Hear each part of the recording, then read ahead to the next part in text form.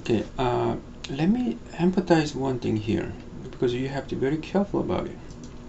Let's say we run this program once in any cell and the results looks like this way or that way, right? It doesn't matter. And after you do this, what is going to be the last cell in this worksheet? Well, definitely this one, right? So 16,4, right? So if you rerun our program again for some reason, so we try to get something new here. So if you try to delete it, the question is what is going to be our last cell in this case. So let's just check it, because we have nice code in here. So let me just run this program, not try to copy this one over here, but see what is going to be the last cell here, right? Okay, so let me just run this one. So we delete the outcome of the previous running and start with looks like initial setting, right? And run it. Then it turns out our last cell is not this original one again. It shows this new outcomes, right? Even we delete the whole contents. So that's, we should be very careful about it.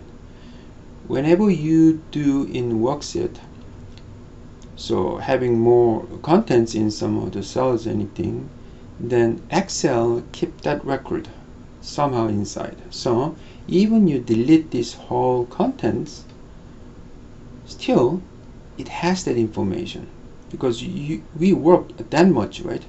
So our last cell is this one.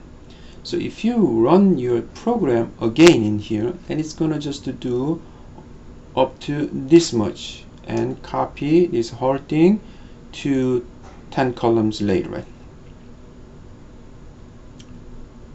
I follow me, but it's going to be really kind of crazy, because when you run this part, let's say you just select this one, then plus 10 to that row, right? So you're going to have that one over here, right? Okay. And when you, because you have to run through this much, so when you do this part, you are going to make a copy of that one to 10 rows below. So it looks like you are going to have duplicates of this a couple of times like this, right?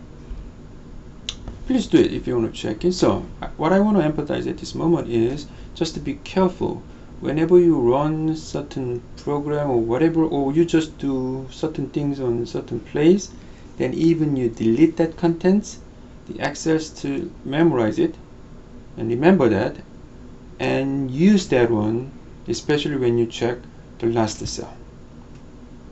Okay, so if you want to keep certain last cell in somehow with the original style, then it's better to make the copy of the first style and make a new worksheet before running your program first time. Okay, so that is kind of hectic, and so we have to have somehow deleting that information too, right? So whenever you can make another macro like deleting that the new outcomes, that is copied ones only, and keep the original forms. Then after you run that, the deleting macro, your Excel only accepting this much and accepting that one as the last cell again, and we are going to cover that one later. Okay, so can you see that? Not only that, it's just to do again right over here. So that much is kind of hectic.